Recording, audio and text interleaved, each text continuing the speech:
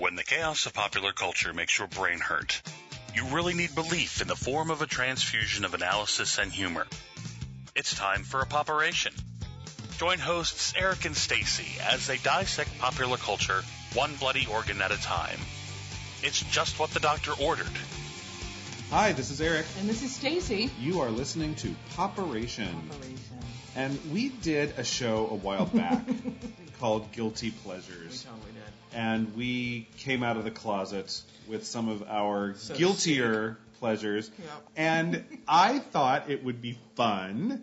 You ready to have some fun, Stacey? I want to have fun, Eric. Okay, so I thought it would be really fun to do the counter show, which would be your guilty displeasures. Which we may get more responses to. Yeah, we might get some hate mail from this. Although I asked some of my friends what their guilty displeasures were. Mm-hmm. Well, we might wrap up the show with that. But a guilty displeasure, the way that I've defined it, a guilty pleasure is something you love but you feel like you ought to hate. So a guilty displeasure is therefore something that you hate that everyone else seems to love.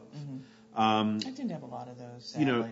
You hide your guilty pleasures because they make you guilty and you don't want to admit that you like them.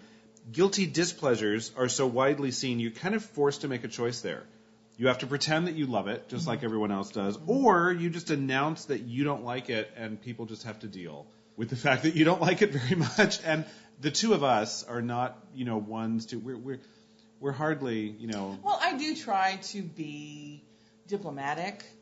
Sure. And as non-judgy as possible when I'm in a person-to-person place. I'm not saying my brain's not judgy. I'm saying that outwardly I have learned to curb some opinions that may not be the most popular. See how I worded that? Wasn't that diplomatic? That was good. Thank I you. liked You're it. welcome. See, and I tend to go in the opposite direction. I feel like, if you're going to hate me, go for it, because I thought that was a piece of shit. And I'll just, if I really do think that, sometimes it's just not for me. Sometimes it's like, right. That wasn't for me. And I feel like a lot of times that's what my issue is, that it's just not my cup of tea. But sometimes I hate it. Okay, Avatar, the Blue Kitten movie, hated it. I did not like it. Hated like it. Now, I didn't know. Like it. I don't know many people who did like it, but it was the number hugely one. Popular. It was very popular, and a lot of people saw it a lot of times, but none of our friends saw it a lot. We don't know a whole lot of it. But I would not be shy if somebody said, "Oh, Avatar, did you see Avatar?" No, I don't feel like I'm hurting anybody's sensibilities when I say it on that one. That's one that I'm like, no, I didn't like it. Okay. So we're going to get into some of our guilty displeasures, things that we really don't like that are immensely popular. And Stacey, you're going to go first. Okay, so here's the thing. I believe it's the number one sitcom on television. Which I don't watch sitcoms. I don't watch any sitcom live. It's always recorded, so that's what I'm going to say about that. There's some that I do watch, but we're not talking about those right now. We're talking about those that this is watched by so many people, and I have been in groups where this has come up, and everyone's like, "Oh yeah, that was so funny when they did blah blah blah blah," and I just sit there quietly because I know that they're going to look at me and go, "What do you mean you don't like The Big Bang Theory?" It was on television the other day because it's in reruns all the time as well. And my daughters who were watching it, they weren't really watching it. The TV was on and it was on, and they were on their phones, either texting to friends or playing Minecraft or something. Okay, Sure. So they aren't really watching it, but it's on. And so I stood there and I watched it for a little while to see, well, maybe I just saw the world's 15 bad ones. And they had several of their little punchlines. It's old school sitcom. Yeah. Yada, yada, yada, yada, punchline, hold for laughter. Track. Yep. And I stood there for several rounds of that. And this is how much I laughed. Yeah, that's not a whole lot of laughter. I didn't at all. At all. And at one point, my youngest daughter looked up at me. She was on the couch, and I'm just standing there watching this. And she looked at me and she said, "You don't find that funny at all, do you, Mommy?" I said, "No, but I'm trying. I'm trying so hard." I find when I say old school, I feel like the jokes are old school. They're the lowest common denominator. I can tell you 5 minutes ahead of time what the next joke or gag, if you will, is going to be. Yeah. I don't find it clever. The characters are cliched. To me, it is not funny enough. Yeah, so I don't watch sitcoms. So I have nothing to say in defense of The Big Bang Theory. I don't watch it. I don't hate it. It's the number one comedy sitcom in the country. Maybe the world. I watch Grace and Frankie because I love Jane Fonda and Lily Tomlin. That's the only quote-unquote It's not a sitcom. It sure it is. It's a half an hour long. It's a dramedy. Yeah, it's funny. No, it's funny, but I'm just saying it's not. I don't think that's a situation comedy. Well, that it probably explains why I like it, because sitcoms, I just stopped with them a while ago because they all seemed a little contrived to me. So I don't have any kind of defensive feelings about The Big Bang Theory. I don't. But my understanding is it's kind of about nerd culture, right?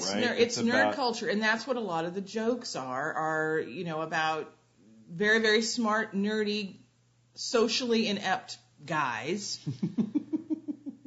And their dealings with society at large. I mean, they and there are girls on it now, right? There are girls on it now. Well, there was one girl, the first season, that was the whole premise, which I remember going, this is a one-joke show.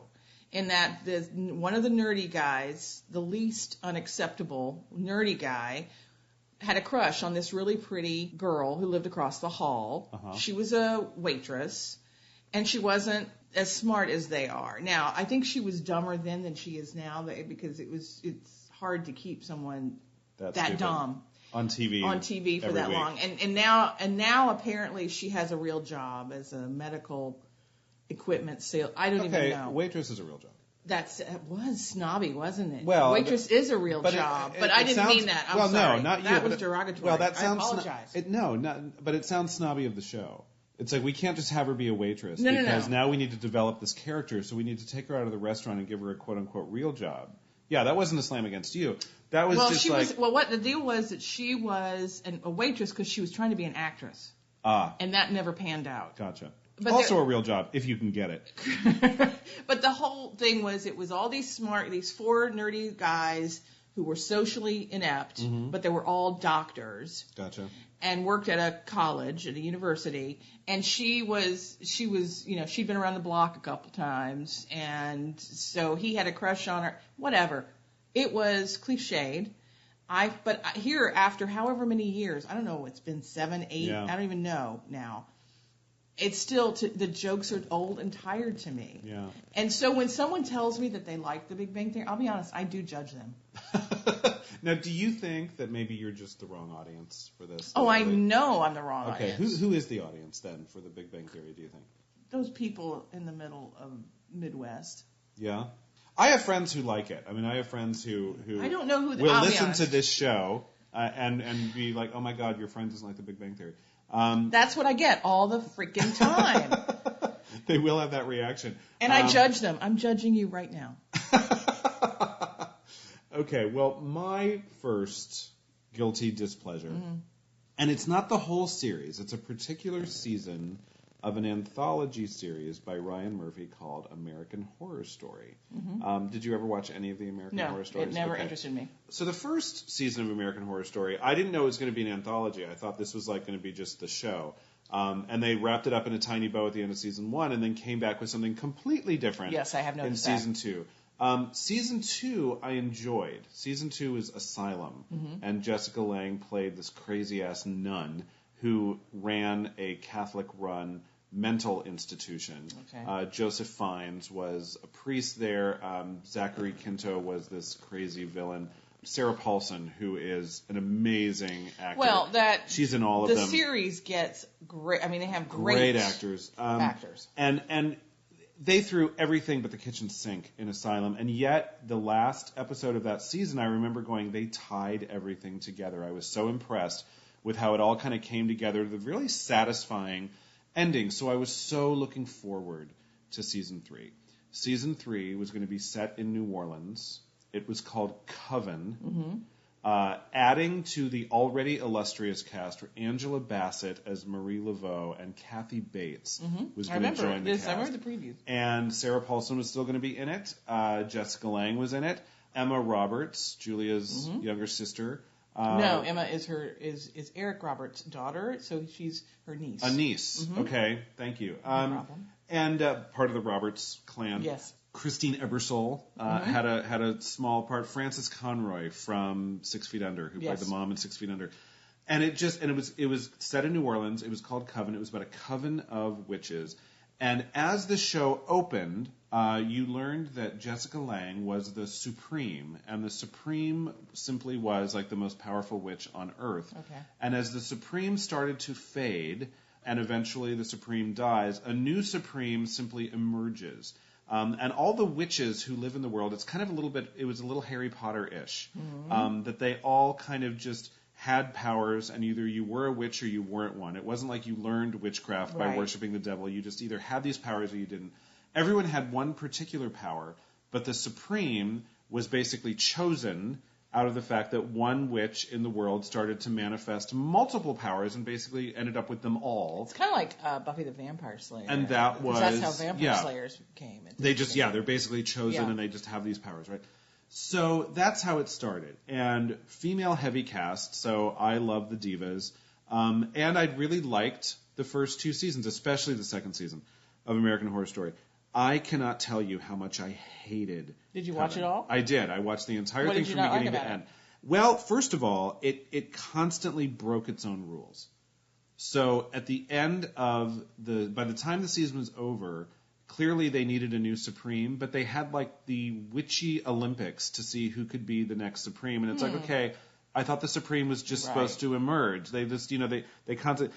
You couldn't kill Kathy Bates. Kathy Bates actually wasn't a witch. She was an anti-witchcraft person from years and years ago that Marie Laveau put a spell on that said you couldn't kill her. At one point, she was decapitated, and her head was just talking on somebody's coffee table, which tells you how many times this particular show jumped the shark.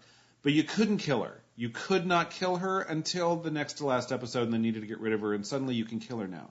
They just broke all the, they were making it up as they went along. Gotcha. It was not. So their credibility was shot. Yes. And you didn't believe it anymore. Which, unlike the second season, they couldn't wrap it all up together again because they'd gone in so many different directions at that point. At the beginning of this series, there was a character who just worshipped and adored, played by Lily Rabe, who worshipped and adored Stevie Nicks. And the idea was that Stevie Nicks was also a witch, but in this universe. And by the end of the show, they'd actually convinced her to guest star on the show. So they actually brought Stevie Nicks in as herself. But they didn't set it up well. You could tell they were making it up as they went along. But they hadn't written the last episode by the time they started shooting the first. And then, the thing that really just got me, they did not respect these women at all as characters. The 2 instances that really killed me, Frances Conroy, when she is burned at the stake. She was burned at the stake twice. Then they brought her back and burned her again, just for good measure, because, again, the show could not make up its mind what the fuck it was doing. When she died, they asked her if she had any last rites, and she screams at the top of her voice, Balenciaga!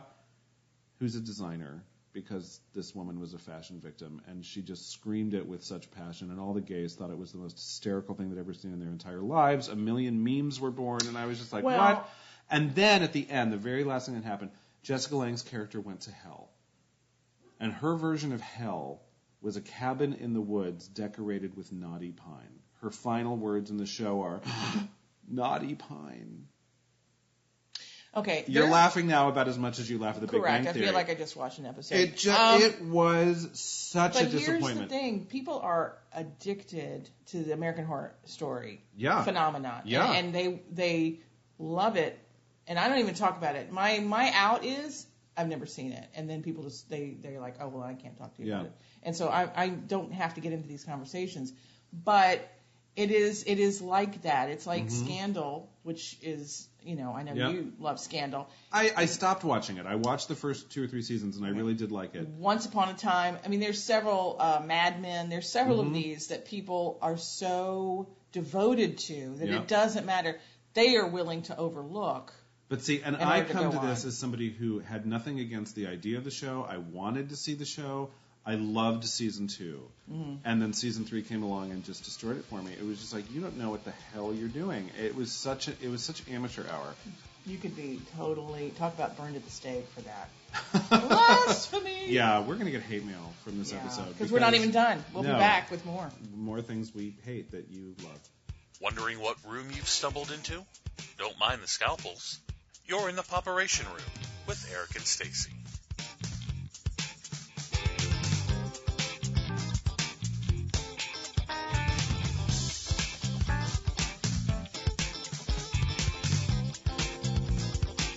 Okay, we are back talking about things we hate that everybody else seems to love, and thus we are in the minority, and either we have to keep our mouths shut or we have to constantly defend our opinions. We call this show Guilty Displeasures. Correct, because these are items, what are they? There's television and movies that people love, that are popular. And yet, Eric and I hate them. Not so much. Hate them. Not so much. So on this one, you have one that I'm going to have to be honest with you. I agree with you 100%. Good. Well, so this we'll is not always going to be have an each argument. other. Correct. Okay, so Correct. we'll always have each other on this one. When the hate mail starts to flood in, we'll have each other. We can hold each other's hands and weather the storm. That's right. Because I hate Baz Luhrmann's Moulin Rouge. I am so with you. I couldn't be more with you.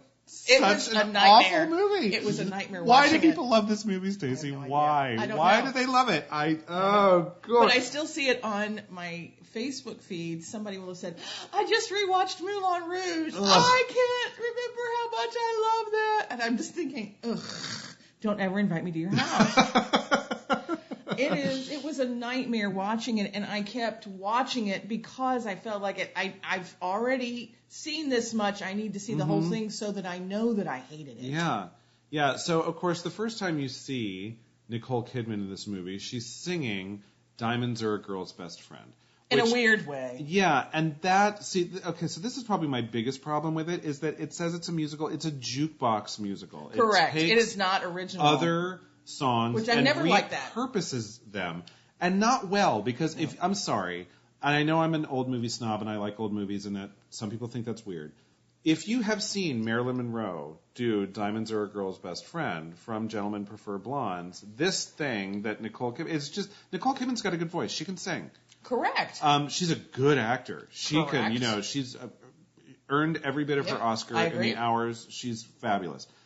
But it just doesn't hold a candle, and it's because the story does not anchor anything. I mean, you found out who Marilyn Monroe's character was a little bit watching her do Diamonds Are a Girl's Best Friend. Correct. You understood the kind of entertainer she was and the kind of charisma she had. This just seemed to be charisma-less. It had no soul. It was pretty, but the other one that killed me was they're talking about, hills or music or something, and Ewan McGregor starts singing The Hills Are Alive from The Sound of Music. Okay, you're not in the Alps. You're in Paris. There's no reason for you to sing that song. And by the way, at that point in history, The Sound of Music did not exist. So you weren't referencing anything. It was just so stupid. It was almost like they had all these songs that they really, really liked, and they thinly put a story to tie them together. Yes. But I felt like it was an acid trip gone wrong. I hated the directing. Can scene. I hated the directing so much, I can't tell you. I feel like flashbacks. Baz Luhrmann does so much better when he doesn't have a lot of money. When he's forced to be creative without being able to just pour a bunch of money into camera tricks. Because the only movie of his I liked The Great Gatsby. And it surprised me that I liked his version of The Great Gatsby, but I did. It took me by surprise. Hated Romeo plus Juliet. Awful. And really liked, though, Strictly Ballroom. Loved Strictly Ballroom. He had a lot of money. Strictly Ballroom had a heart. Yes. Maybe that was part of it. That was it. Well, he had to have a script because he couldn't play all these tricks. Correct. But Strictly Ballroom was amazing, and that's one of my favorite little jewels.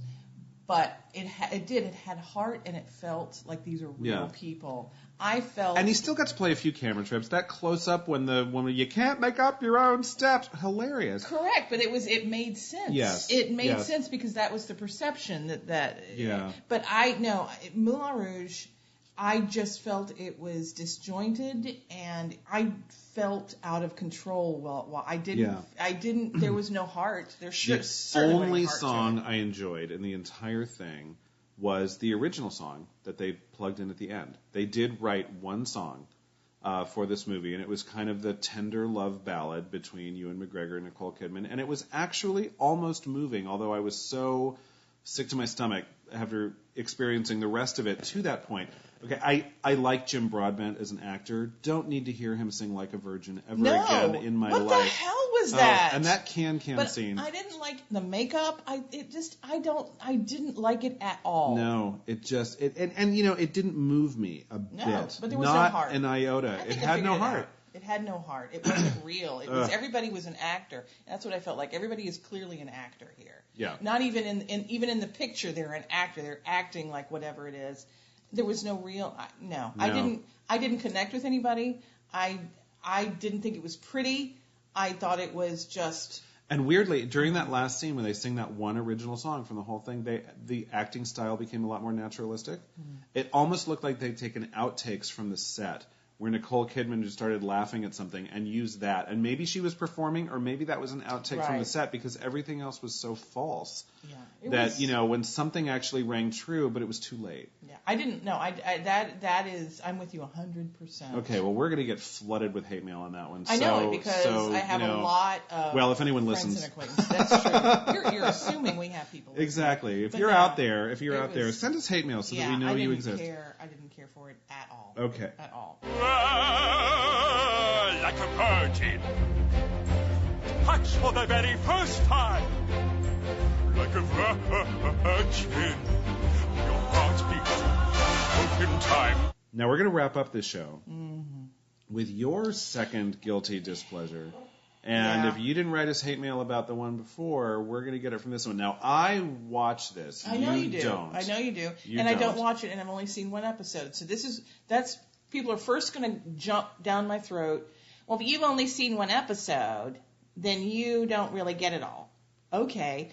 But here's the deal. I couldn't watch any more than the first episode. Okay. I couldn't push myself through any more episodes to get to where you are now, where it's not awful. But you watched the entire first episode. I watched the entire first episode of Game of Thrones. And hated it. Madness and stupidity. I hated it so much that my arms hurt because they had been crossed so hard. So is it more than it's just in that fantasy genre and that's not your thing? No. I do sci-fi. Okay. I don't have a problem with that. Lord of the Rings doesn't, because it's less sci-fi and it's more that Lord of the Ringsy kind of. Yeah, it's that weird period. Wizards funky, and dragons and No, I don't have a problem with that. I don't. I really don't. Okay. So what? It not? It's not my cup of tea, but that is not what my problem is. Okay. What's your problem? The misogyny. Ooh, say more about that. Here's my deal.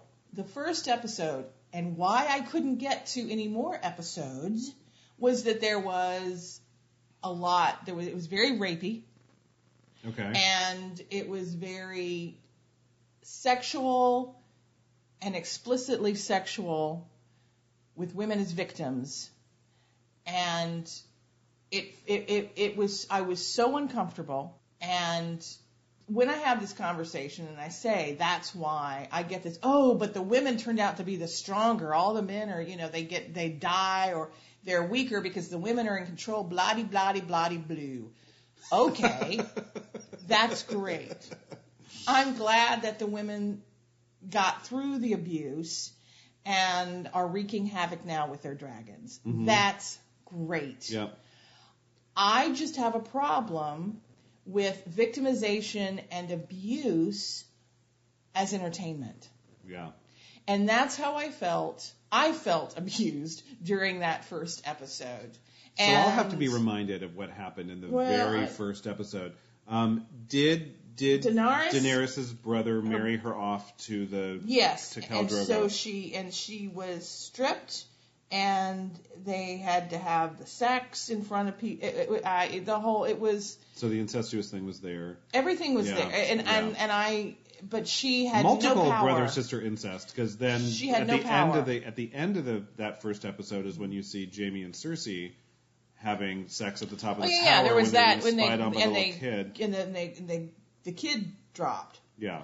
Yeah, no, and which was that's a whole other thing. And I'm like, oh, we're killing kids. Now I think he survived. Paralyzed from the neck down to this day. Okay. In this all right. 5th or 6th Awesome. season. Again, it was just so, and I get that one reason that episode was like that was to get people's interest. Sure.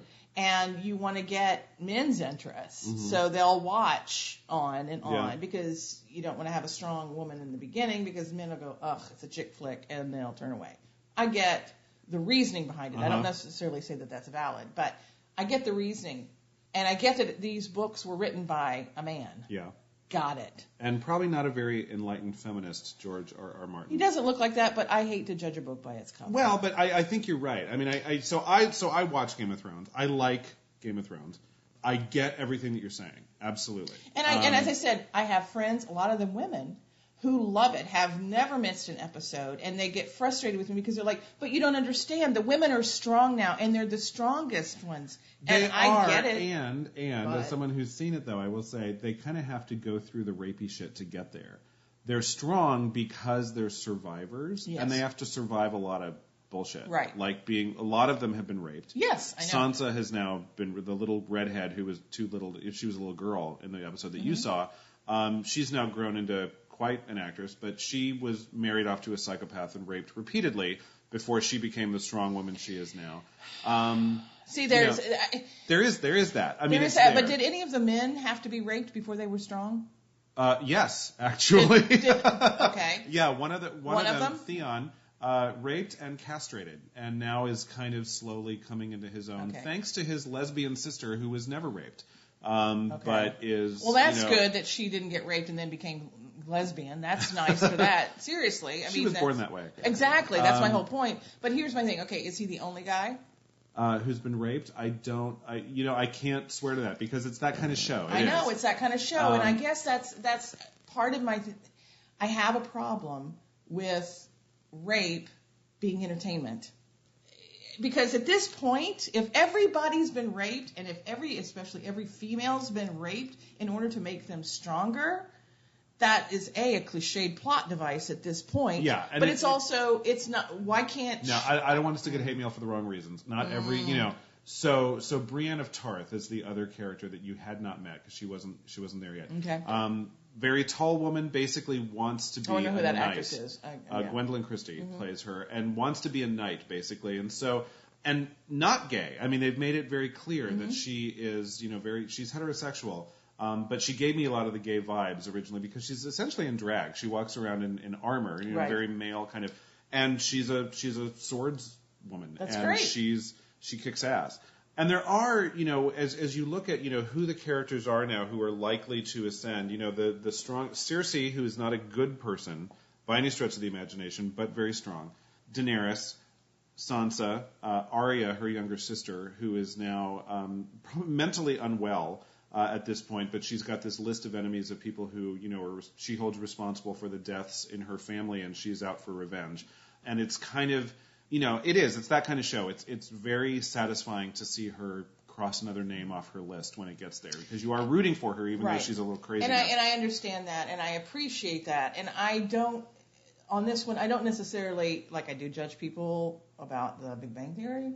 I don't necessarily judge people on this because I get it. I understand it. I also understand television and producers and why you have to have things that are this kind of explicit, especially in this day and age, to compete with anything else. But it doesn't mean I have to watch it, and it doesn't mean I have to like it. And so it is my guilty displeasure in that I do know it is extraordinarily popular, but I don't like it. And yes, I only gave it that one episode chance, but I'm okay with that. There are other things I can spend my time on. But that was my problem, though. I felt victimized at the end. Yeah. I mean, so it's interesting. So that's I watch it. My time. I'm a fan, and yet I don't argue with anything that you've said, because it is that kind of a show. I mean, it's nothing I would let a kid watch. Right. It's not. I think you have to be an adult, and you have to be able to kind of separate and know what's what. The brother who raped his sister in the very first episode, in episode 5, I believe, has molten gold poured over his head, and that's how he dies because he wants a crown, and they're like, "We'll give you a crown," and they, And I will say it was very satisfying to watch him go. I think that they do give those who are the abusers apparently do get comeuppance. Yes, it is framed. So I say that only to say that's nice. It's framed as abuse. It is framed as abuse. You're not supposed to cheer this on. No one is raped righteously, and yet. There's a lot of it. There's a lot of it. It goes there in that show quite a bit. And, and again, I choose not to spend my time with that. Yep. But I watched it and I was so disgusted and turned off by it. I couldn't imagine watching more. And again, I female friends love it and look at me and say, but you should have watched more because the women, they take over, yada yada. Great. I'm glad. I can't put myself through that. To come out to the other side. The journey to get there. The journey to get there is not worth it for me. Yeah. So that's where I am. And again, I understand that it's controversial, and I understand that I am in the minority. I get it, but Okay. When we come back, we're going to kind of have a brief conversation, a little final diagnosis here, about kind of what to do with that when everyone seems to love something and you just aren't, either it's just not for you or you hate it. It's just something you just hate. Open wide. It's your prescribed dose of POPeration with Eric and Stacey.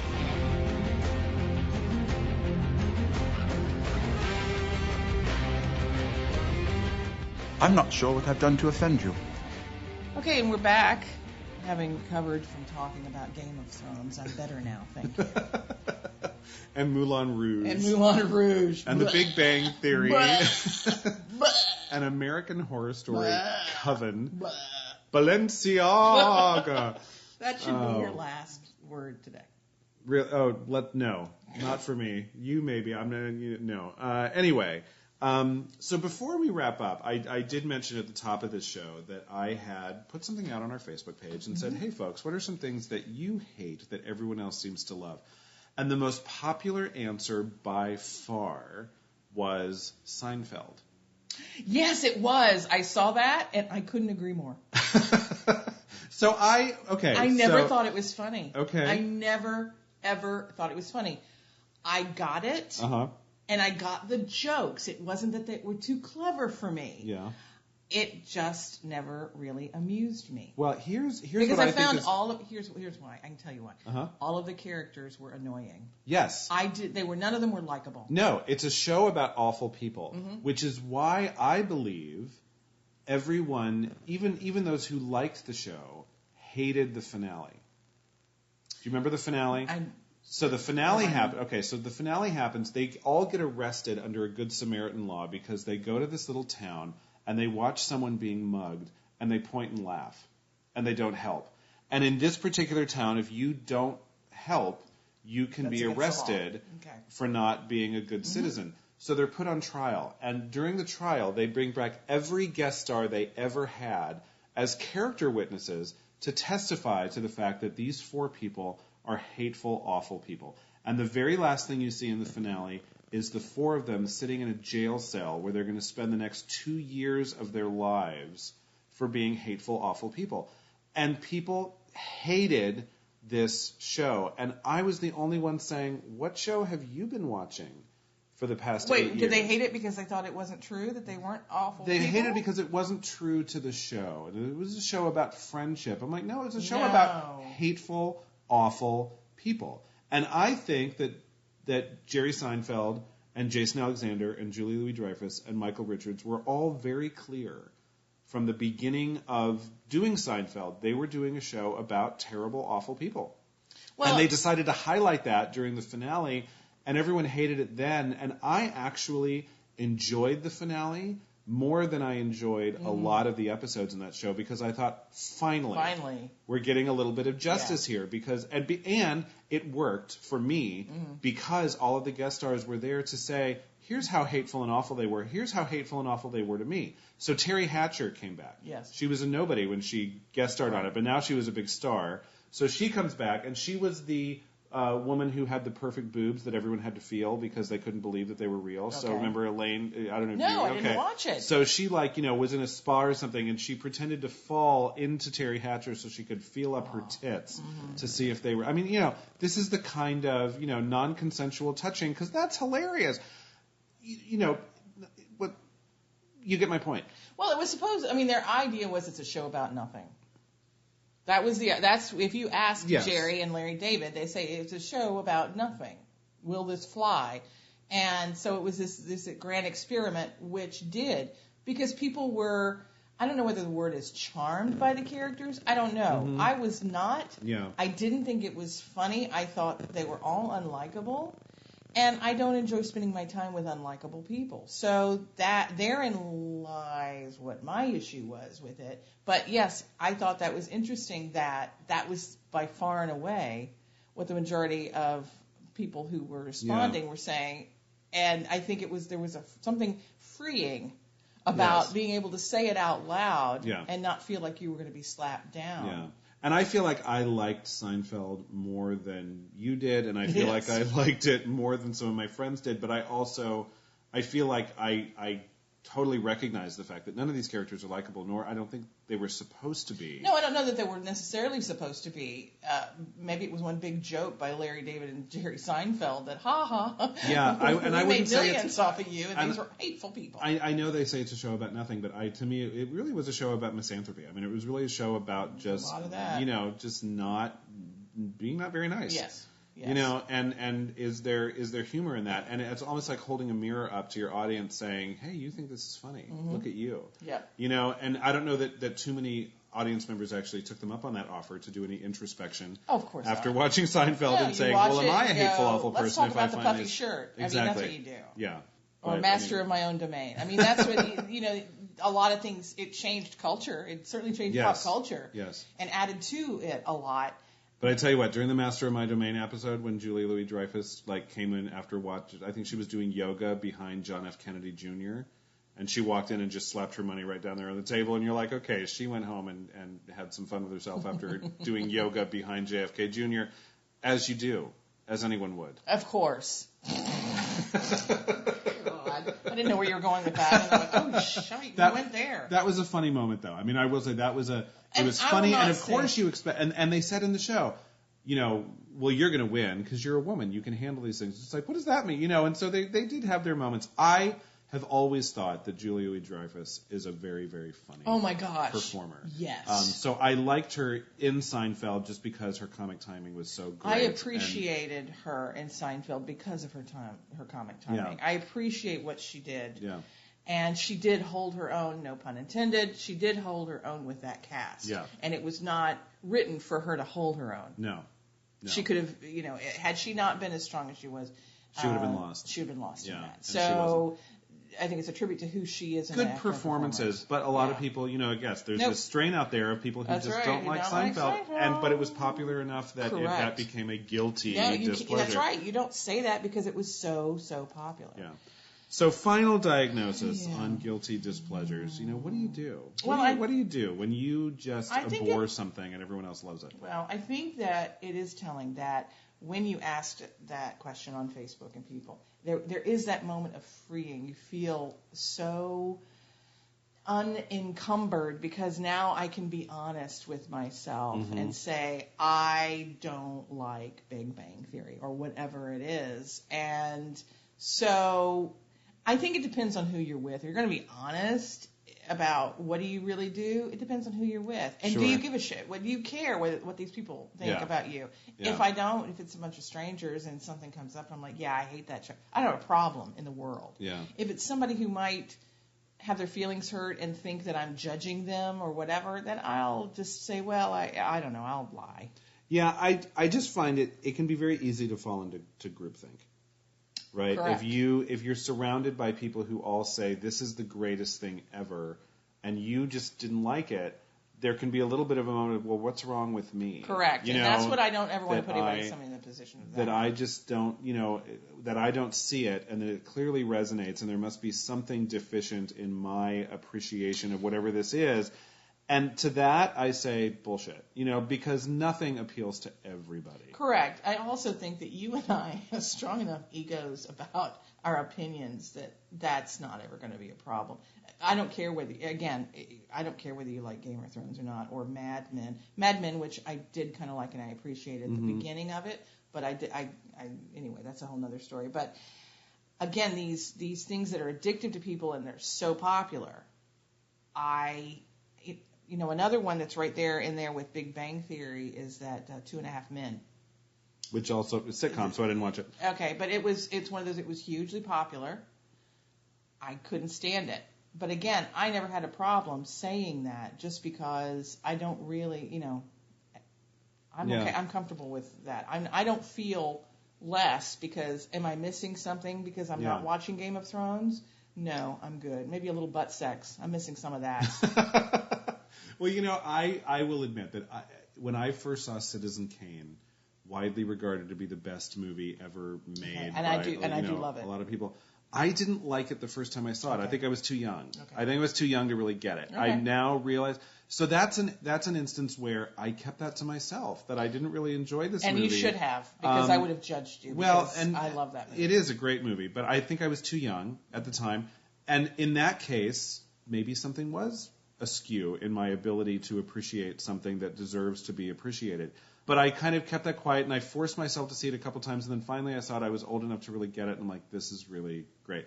I think the Rosebud thing is still a little bit too tidy, but whatever. But again, you have to put it in perspective. Sure. You can't make that now and it be a surprise or anything. But to me, it's like once I have the opinion that I don't like it, I don't have a problem putting it out there. To me, it's actually formulating that opinion. When everyone else around me loves it so much, I know about myself it can be very difficult to actually go, okay, but I don't like it, and that's okay. Once I figure out why, though, I'm okay. And that was my thing with Game of Thrones, and why I still say I'm okay, and I can still, it's still valid that I have this opinion, even though I only saw one episode. Yeah. It's still valid because that episode was so strong. Yeah. And it certainly created lets you know, strong emotion in me. Yeah, and it lets you know what the show is going to be, and if it's for you, Correct. keep watching, and if not, you might as well turn it off now, and you were right to do so for you. Yeah. So my final word on that is, you know what, people, stand your ground. Drink that haterade. Enjoy it. Yeah, I think we all have things that we like. We talked about our guilty pleasures at one point, and this is our guilty displeasures, and I think it's just, the yin to the yang. Yep. And it's all good. Hopefully this show will not be a guilty displeasure. I hope not. I hope not. All right. Well, until next time. POPeration. Subscribe. Bye. You've been listening to POPeration with Eric and Stacey. Check out our website at poperationroom.com for links to our blog and other extras. Don't forget to subscribe to POPeration via iTunes, Stitcher, Google Play, YouTube, and other podcast locations. You can also follow @POPeration Room on Facebook and Twitter. Music provided by PurplePlanet.com.